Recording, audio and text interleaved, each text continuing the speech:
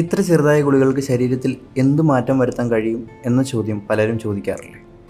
ഇത്ര ചെറിയ ഗുളികൾക്ക് ഇത്ര വലിയ മാറ്റം വരുത്താൻ സാധിക്കുമോ എന്ന് പലരും ചോദിക്കാറുള്ളൊരു ചോദ്യമാണ്. ഇവിടെ നമ്മൾ മനസ്സിലാക്കേണ്ടത് ഹോമിയോപ്പതി മരുന്നുകൾ നമ്മുടെ ശരീരത്തിലൊരു രാസപ്രവർത്തനം നടത്തിയല്ല രോഗങ്ങൾ മാറ്റുന്നത്. ഹോമിയോപ്പതി മരുന്നുകൾ നമ്മുടെ ഉള്ളിലുള്ള നമ്മുടെ സ്വാഭാവികമായിട്ടുള്ള ഒരു റെഗുലേറ്ററി മെക്കാനിസം അല്ലെങ്കിൽ നമ്മുടെ സ്വയം നമുക്കുള്ള രോഗനിവാരണ ശേഷിയെ ഉണർത്തുക മാത്രമാണ് ചെയ്യുന്നത്.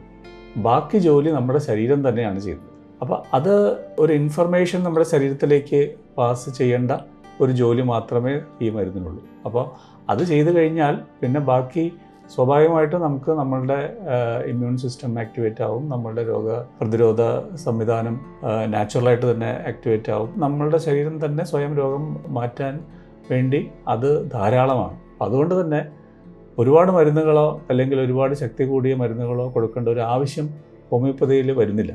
അപ്പോൾ പലപ്പോഴും നമ്മളുടെ ഒരു തെറ്റിദ്ധാരണ വളരെ ശക്തമായിട്ടുള്ള മരുന്ന് ചെന്നാലേ അല്ലെങ്കിൽ ഒരുപാട് കൂടിയ അളവിൽ മരുന്ന് കഴിച്ചാലേ രോഗങ്ങൾ മാറുകയുള്ളൂ എന്നാണ് പലരുടെയും ധാരണ. പക്ഷേ ഹോമിയോപ്പതി മരുന്നുകളുടെ ഒരു പ്രവർത്തന രീതി ഇത്ര ലളിതമായി ഒരു പ്രകൃതി നിയമങ്ങൾക്കനുസരിച്ച് സംഭവിക്കുന്നത് കൊണ്ടാണ് നമുക്ക് ഏറ്റവും നിസ്സാര അളവിലുള്ള മരുന്നുകൾ കൊണ്ട് പോലും എത്ര വലിയ അസുഖങ്ങൾ പോലും മാറ്റാൻ സാധിക്കുന്നത്. അപ്പോൾ അതുകൊണ്ട് തന്നെ ഇത് ഏത് രോഗത്തിനും, ഇപ്പോൾ ക്യാൻസർ പോലെയുള്ള രോഗത്തിന് പോലും നമുക്ക് വളരെ നിസ്സാരമായിട്ടുള്ള മരുന്നുകൾ തന്നെയാണ് ഉപയോഗിക്കുന്നത്.